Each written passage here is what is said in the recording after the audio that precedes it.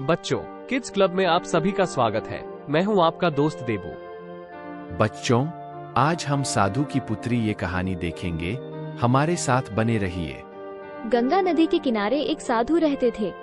वे न केवल विद्वान थे बल्कि उनके पास जादुई शक्तियां भी थीं। एक दिन वे ध्यान में मग्न थे, तभी बाज की चोंच से एक चूहिया छूटकर उनके हाथों में आ गिरी। उसकी छोटी सी पूंछ व काली चमकीली आंखें थीं। उन्हें वह बहुत अच्छी लगी, पर घर ले जाने से पहले उन्होंने जादुई मंत्रों के प्रयोग से उसे एक लड़की में बदल दिया। वे उस लड़की को घर ले जाकर पत्नी से बोले, तुम हमेशा से संतान चाहती थी न, तो लो आज से यही हमारी पुत्री है। इसे पूरी देखभाल व स्नेह से पालो। साधु की पत्नी भी अपनी पुत्री को देख प्रसन्न हो उठी। वो उसे राजकुमारी की तरह पालने लगी। साल बीतते गए, नन्ही लड़की एक सुंदर युवती बन गई। जब वह 18 वर्ष की हुई तो साधु व उसकी पत्नी उसके लिए वर तलाशने लगे।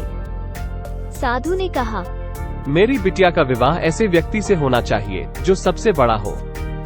मेरे हिसाब से सूर्य ठीक रहेगा। पत्नी ने भी हामी भरी। उन्होंने जादुई मंत्रों के प्रयोग से सूर्य को नीचे बुला लिया। उन्होंने उसे अपनी पुत्री से विवाह करने को कहा, पर पुत्री ने पहले ही ना कर दी।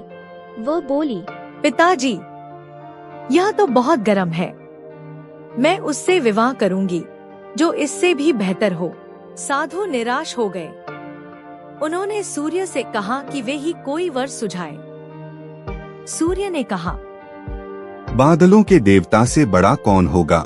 उनमें तो मेरी किरणों को भी रोकने की शक्ति है। साधु ने बादलों को नीचे बुलाया व अपनी पुत्री से विवाह करने को कहा, पर इस बार फिर पुत्री ने मना कर दिया। वह बोली, ये तो कितना बदसूरत है, मैं इससे विवाह नहीं कर सकती। साधु ने बादल देवता से कहा कि वही कोई अच्छा वर सुझा दे।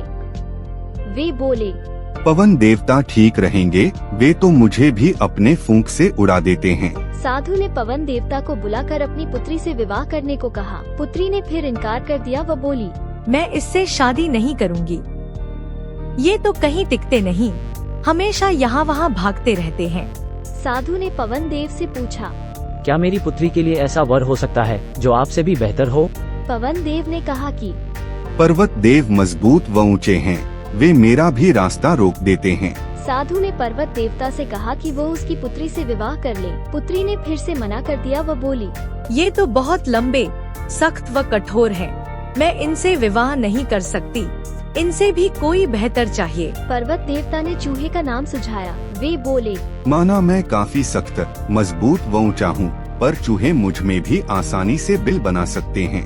साधु ने चूहे को बुलाया। उसे देखते ही उसकी पुत्री खुशी से उछल पड़ी। हाँ पिताजी, यही तो है वह, मैं जिससे शादी करना चाहती थी। साधु ने सोचा, इसे ही किस्मत कहते हैं। यह एक चूहिया थी और एक चूहे से विवाह करना ही इसके भाग्य में लिखा है। उन्होंने जादुई मंत्रों के प्रभाव से पुत्री को फिर से चूहिया बना दिया। चूहा व चूहिया विवाह करके खुशी खुशी रहने लगे।